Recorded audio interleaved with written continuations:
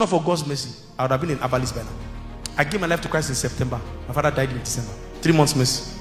And I was already soaked in the idol worship. I was already a priest. I had swallowed stuff. They had taken me to Benin Republic. I had gone to bathe naked on a heap of cola nuts. I had swallowed stuff. There are things I couldn't, I was not taking. I had to swallow them with my tongue from the ground. My father had taken me through all that process. 3 months to his death. Jesus sneaked into my house. He used my father himself. My father was the one that bought the Bible. He thought it was a cartoon. He did not know that it was picture Bible. He bought it in traffic and dropped it carelessly on the table. I just carelessly roamed into the living room. I was just going. Wait a minute. This. I picked the book, sat down. First page, second page, third page.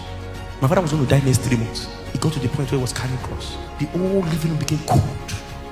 I said, hey, I was 14 years old. I said, what happened? I hear this voice. My son, I did this for you. I said, so what do I do? He said, give me your life. Yeah.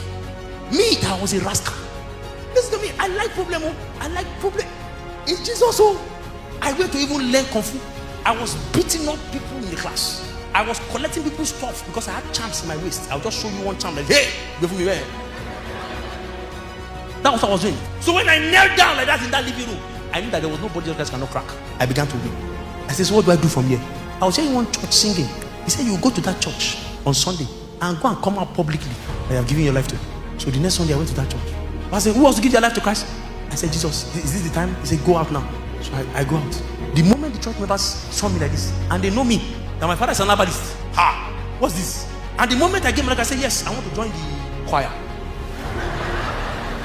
So they allowed me to join the choir. I now began to play the drums. The drum of shrine in the house of the Lord.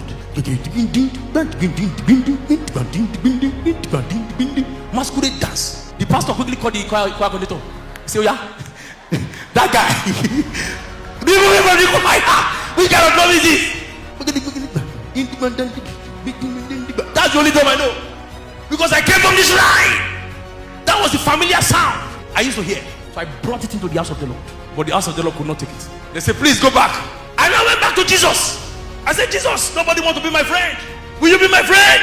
He said, yes, Philip. I will be your friend. That was where I learned how to hear God clearly. Because nobody wanted to tell me anything. I said, Jesus, you have to explain this Bible to me by yourself. That is why I can hear God where I hear God. It was because nobody was willing to teach me anything.